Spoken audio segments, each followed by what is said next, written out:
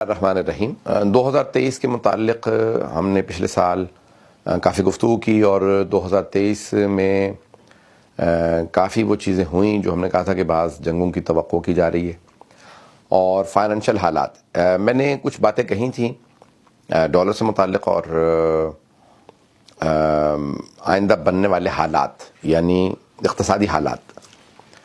اس وقت بہت سے افراد کہہ رہے ہیں کہ ہاؤسنگ مارکیٹ کریش نہیں کرے گی، بہت سے افراد کہہ رہے ہیں کہ اسٹاک مارکیٹ کریش نہیں کرے گی، بہت سے افراد کہہ رہے ہیں اکانومی جو ہے وہ ریکور کرے گی. اب ہم ریکوری کی طرف ہیں.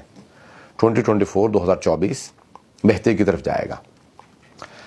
ایک امریکہ کا کریش بہت بڑا فائنینشیل کریش اوور ڈیو ہے.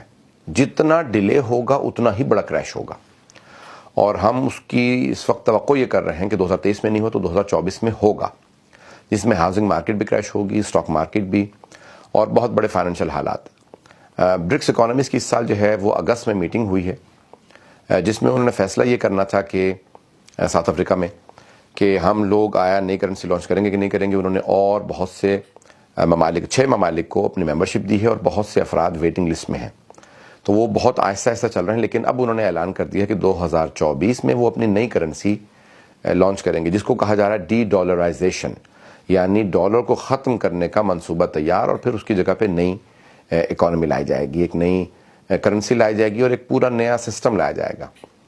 ابھی آج ایک بہت بڑے کرسچن آرتھوڈاکس چرچ کے بشپ نے بہت بڑی ایک بیان دیا ہے جس میں اس نے کہا ہے کہ جو ورلڈ اکنامیکل فورم ہے وہ ایک بہت بڑی تبدیلی لانے والے ہیں اور وہ یہ چاہتے ہیں کہ جس کو کہا گیا تھا جیسے دا نیو ورلڈ آرڈر، اور دا نیو ورلڈ آرڈر کہا گیا تھا 1960s میں. ابھی انتقال ہوا ہے اس امریکی ہینری کسنجر کا جو جرمن تھا، ایک یہودی جس نے جو وزیر خارجہ رہا امریکہ کا، جس نے بہت کہتے ہیں نیو ورلڈ آرڈر اب سے 60 سال پہلے پورا منصوبہ، اور اس کا برین چائلڈ تھا. وہ اس وقت جوان تھا، 40 سال کا تھا، اس نے وہ پورا منصوبہ بنایا تھا اور ابھی 100 سال کی عمر میں اس کا انتقال ہو گیا.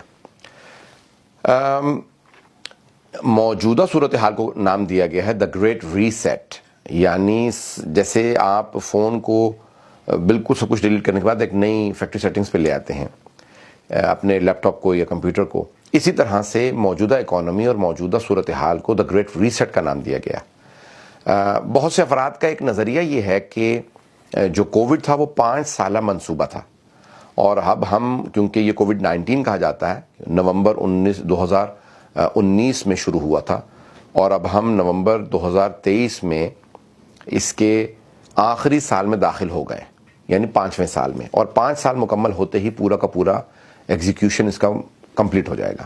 تو اب ہم 5ویں سال میں ہیں اور یہ جتنے بھی چیزیں ہیں اب ہم ایک کنکلوژن کی طرف جا رہے ہیں جس کے نتیجے میں جو بھی فیصلے ہونے ہیں.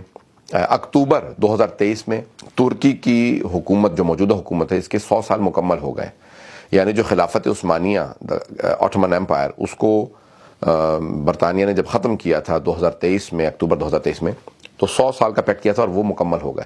تو اب ہم دنیا بھر میں بہت بڑی تبدیلیاں دیکھنے جا رہے ہیں کہ ہم ایک ٹرانزیشن سے گزر رہے ہیں جس میں سیاسی حالات بدلیں گے، سیاسی نظام بدلے گا، اقتصادی نظام بدلے گا، کرنسیز بدلیں گی، ریزرو کرنسیز بدلیں گی، حکومتیں بدلیں گی، نئے پولیٹیکل سسٹمز آئیں گے، نیا اکنامیکل سسٹم آئے گا. جب امپیریلزم ختم ہوا تھا تو ایک نئے دنیا کے اندر 3 نظام جو بڑے پیمانے پہ انٹروڈیوس کروائے گئے، کمیونزم، سوشلزم اور کیپٹلزم. تو سرمایہ داری نظام جسے کیپٹلزم کہا جاتا ہے، پھر اسی طرح سے کمیونزم جیسے جو چین میں رائج ہے، اور سوشلزم جیسے اس میں روس میں جیسے رائج ہے. تو بہرحال اب ہم یہ ساری تبدیلیاں دیکھنے جا رہے ہیں کہ کیپٹلزم شاید ختم ہو اور سرمایہ داری نظام کے مقابلے میں ایک نیا کنٹرول سسٹم لایا جائے گا جس میں اقتصادی حالات بھی بدلیں گے، ہم سیاسی حالات بھی دیکھیں گے تبدیل ہوں گے، بہت بڑی بڑی تبدیلیاں آئیں گی جس میں بہت بڑی بڑی جنگیں بھی شاید ہوں گی اور شاید جو ہے وہ بہت بڑے بڑے نئے بحران کھڑے ہوں گے اور بارڈرز تبدیل ہوں گے اور بہت کچھ ہوگا. تو ہم یہ سب کچھ دیکھنے جا رہے ہیں اور کہا یہ جا رہا ہے کہ اب 2024 کے اندر اس 5 سالہ منصوبے کا اختتام ہے، کیونکہ دوسری جنگ عظیم کے بعد جو جاپان اور جرمنی سے متعلق منصوبہ بنایا تھا امریکہ نے، وہ بھی 1945 کے حساب سے 75 سال کا تھا، 2020 میں کمپلیٹ ہو گیا، وہ بھی کووڈ کے دوران ہوا. تو اب ہم وہ سارے اب دوبارہ جرمنی اور جاپان نے اپنا دوبارہ اسلحہ بنانا شروع کر دیا ویپنز بنا رہے ہیں بہت ایڈوانس لیول کے. تو اب ہم یہ ساری تبدیلیاں دیکھیں گے. ایک بحث کی جا رہی ہے کہ جنگ کا ایپیٹائٹ نہیں ہے, جنگ نہیں ہوگی. ایران میں مثال کے طور پہ عوام جنگ کے لیے تیار نہیں ہے, مخالف ہے. لبنان میں لوگ جنگ کے مخالف ہیں. تو آیا اسرائیل اور فلسطین کی جنگ کا کوئی نتیجہ نکلے گا؟ میں ان افراد سے متفق ہوں جو اس نتیجے پہ پہنچے ہیں کہ فلسطینیوں اور اسرائیلیوں دونوں کو یہ یقین ہو چکا ہے کہ اب یہ ان کی ایگزسٹینشل جو ہے وہ وار ہے. یعنی یہ ان کے وجود کے اوپر پورا کا پورا سوالیہ نشان اٹھا دیا گیا ہے کہ یا اب فلسطین نہیں اور یا اب اسرائیل نہیں. تو اب ہم یہ بڑھتی ہوئی دیکھ رہے ہیں صورتحال جنگوں کی, اور دنیا بھر کی جو صورتحال ہے اس میں تبدیلیاں آئیں گی. اور تبدیلیاں جب آتی ہیں تو اس کے اندر کچھ بڑے ممالک فیصلہ کن ڈیسیجنز لیتے ہیں, اور باقی جو ہے ممالک وہ انہی ڈیسیجنز کو ان کو فالو کرتے ہیں, ان کا اتباع کرتے ہیں, ان کی پیروی کرتے ہیں. تو اب ہم یہ انٹرنیشنل جو اسٹیبلشمنٹ ہے اس کے بہت سے فیصلوں کو دیکھنے جا رہے ہیں 2024 میں. تو لگتا یہی ہے کہ بہت بڑی بڑی تبدیلیاں آئیں گی.